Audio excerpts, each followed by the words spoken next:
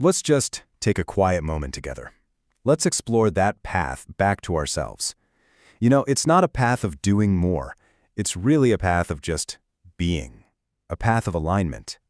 You are all extensions of source energy. That's our starting point. Just let that idea settle for a moment.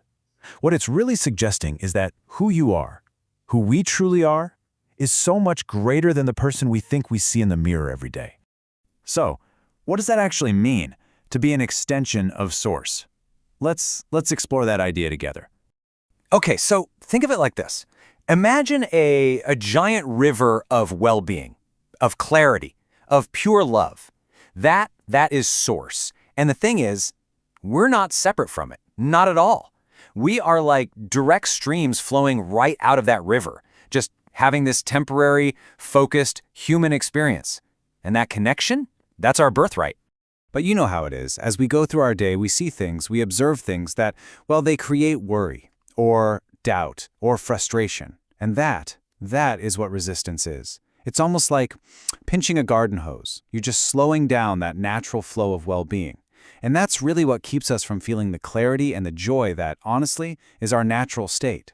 So how does this resistance even build up in the first place? Well, it starts with just one thought, and then that thought starts to gather momentum.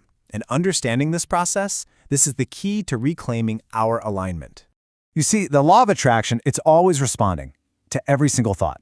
So when you focus on something, anything, for just, say, 17 seconds, another thought just like it gets drawn right in.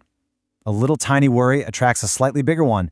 And on the flip side, a moment of real appreciation, well, it attracts another reason to feel good.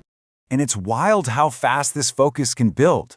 After only 68 seconds of holding a thought, that energy has gathered enough steam, enough momentum, that it actually starts to influence your reality.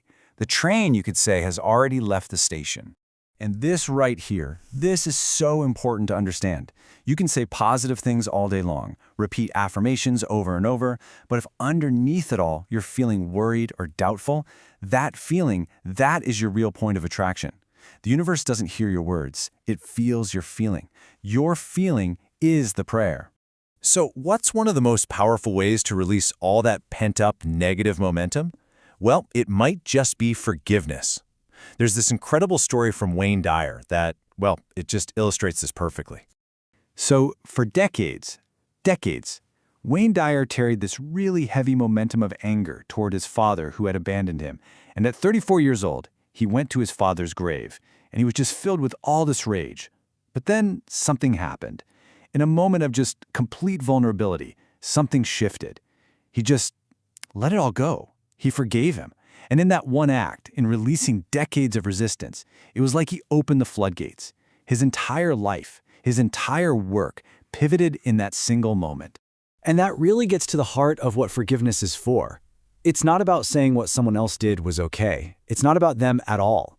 It's a selfish act, really, but in the best possible way.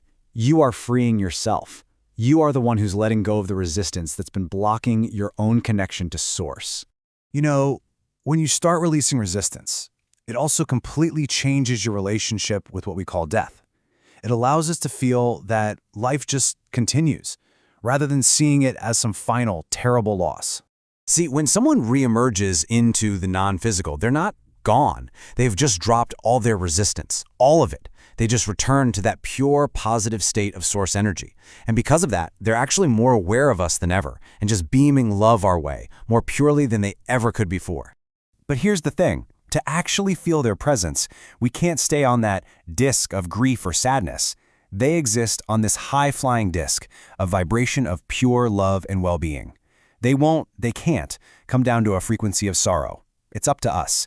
We have to release our own resistance to rise up and meet them on their frequency of joy. Okay, so this brings us to the practice. How do we actually do this? How do we consciously manage our own vibration and choose our state of being, moment by moment? A really helpful way to think about it is like this.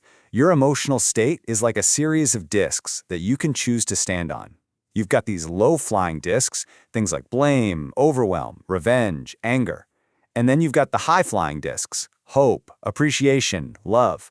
And the key is you always have a choice about which disc you're going to occupy with your focus. And if you want to know the absolute best time to choose your disc, it's first thing in the morning. Why? Simple. After you've been asleep, all of yesterday's negative momentum has just faded away. It's subsided. You really have a clean slate, a fresh start for the day.